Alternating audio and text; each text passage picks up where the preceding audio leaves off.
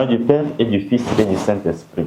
Ô Seigneur, envoie ton esprit qui renouvelle la face de la terre. Évangile de Jésus-Christ selon Saint Jean. En ce temps-là, Jésus disait à ses disciples, « Quand viendra le défenseur que je vous enverrai d'auprès du Père, lui, l'Esprit de vérité, qui procède du Père, il rendra témoignage en ma faveur.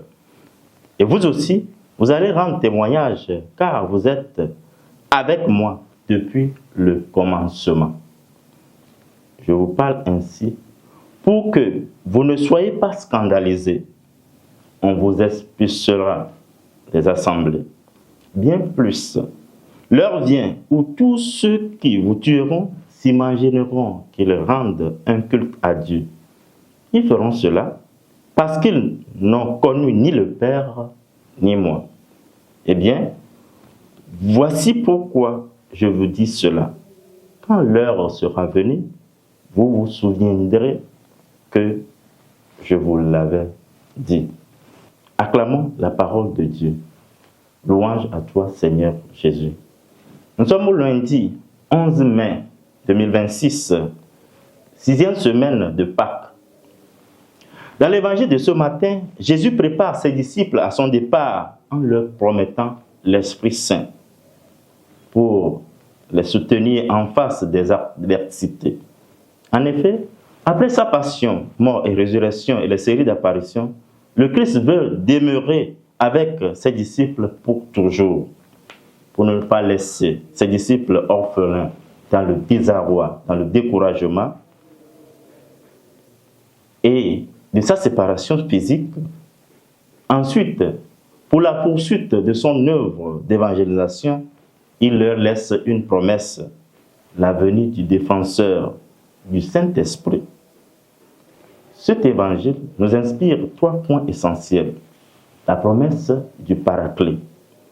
Jésus annonce l'envoi de l'Esprit Saint issu du Père, qui rendra témoignage et, au retour, les disciples doivent rendre témoignage à cet esprit. Ceci nous engage à être témoins de la vérité authentique de l'Évangile. Les persécutions des disciples du Christ. À son départ vers le Père, Jésus annonce la persécution de ses disciples orchestrée par les Juifs qui refusent de le reconnaître, lui et son Père. On vous exclura des assemblées. Ils vous tueront en s'imaginant rendre culte à Dieu. Les premiers chrétiens ont été victimes de la persécution. Aujourd'hui encore, beaucoup font du mal au nom de Dieu.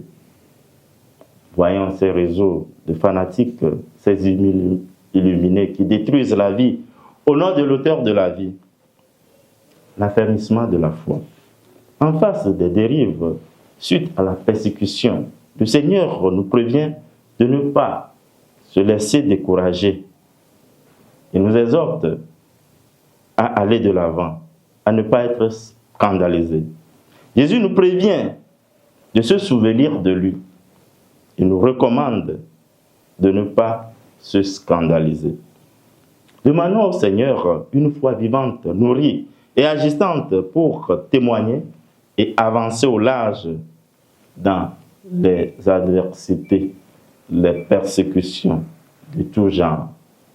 Que lui-même nous vienne en aide, cet esprit défenseur qui provient du Père et du Fils. Amen. Au nom du Père et du Fils et du Saint-Esprit. Amen.